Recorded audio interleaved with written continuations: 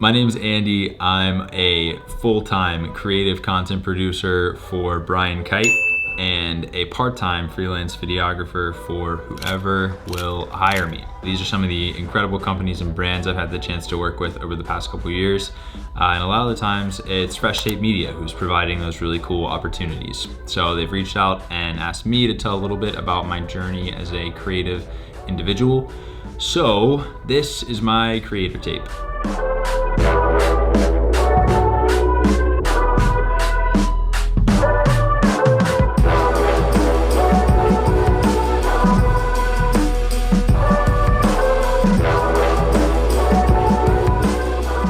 Start the same way I think a lot of us did, and that was with a GoPro HERO3. I would shoot anything from stand-up paddleboarding to four-wheeling to Wes Anderson inspired short films where I'd use the neighborhood kids that I babysat as actors. Then I'd go edit the footage in Windows Movie Maker that you can see here from this vibey Instagram post captioned editing. Around the same time, my dad picked up a DJI Phantom 2, and we combined my hobby for filmmaking with GoPros with his flying hobby, and that brought one of my current passions to life, which is aerial cinematography.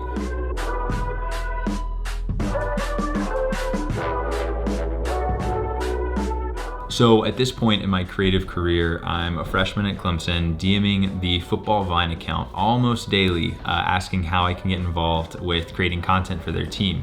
And I eventually stumbled across Jonathan Gantz's email about halfway through my freshman year, and he gives me a shot. He asked me to go film a 30-second video of a cheerleading practice. I shot this hype video and I was too afraid to capture in manual mode, so everything here is shot in full auto. I flipped the video around that night, showed it to the team, and they gave me a spot. I started shooting football games my sophomore year of school with Max Huggins. He kind of took me under his wing and showed me what it was like to work with the program. After our national championship run in 2017, I put together this behind the scenes vlog about what our media team was doing out in Tampa.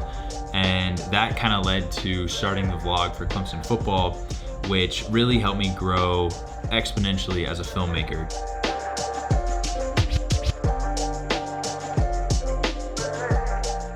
I've got a lot of people to thank for helping me get to where I am in my creative career, but I want to start with Nick, Jeff, and Jonathan. Working at Clemson under these three guys and everybody else on the creative solutions team really helped me get to where I am. So, thank you. Creative inspiration. I have some notes here. I think that creative inspiration comes in two different forms. On the one hand, you've got the creators that you admire from afar, whose work kind of allows you to take bits and pieces from that you like and kind of mold them into your own style. For me, those creators include Jack Coyne, Tom Sachs, Casey Neistat, Colin and Samir. And then on the other hand, you have your close network of friends and coworkers that you work with every single day that inspire you just the same. This is by far my favorite part of this creative field, because without a camera in my hand, I'm not sure how my path would have crossed with all these incredible creative individuals that I get to call friends and coworkers and that provide inspiration to me daily. At the end of the day, I try not to focus on the dream gigs that I'm dying to get on. Rather, I want to think about making sure that every job that I take, I'm doing work that matters for people who care. That is a page straight out of Seth Godin's book that I think is a really good check-in whenever you're wondering if you should take a gig or you're struggling to try to get through a certain project. If it's work that matters and it's for people or a group of people or a person who cares about it, I think it's work worth doing. These are pieces of advice that have helped me the most throughout my creative career. So starting off with Nick Conklin's bus theory. The bus theory revolves around project organization within Premiere and labeling footage and within Finder and within your hard drives and everything like that. The theory is if you get hit by a bus, the next editor should be able to pick up right where you left off, pick up your hard drive and just get going on the project, and they should have no trouble. Next up, Casey Neistat. Without ever seeing your work, his go-to advice is to make it shorter. This next piece is from Tom Sachs, and I'm not really sure if it's advice, it's more of just like a way of operating and a way of doing things, and that's, it won't fail because of me.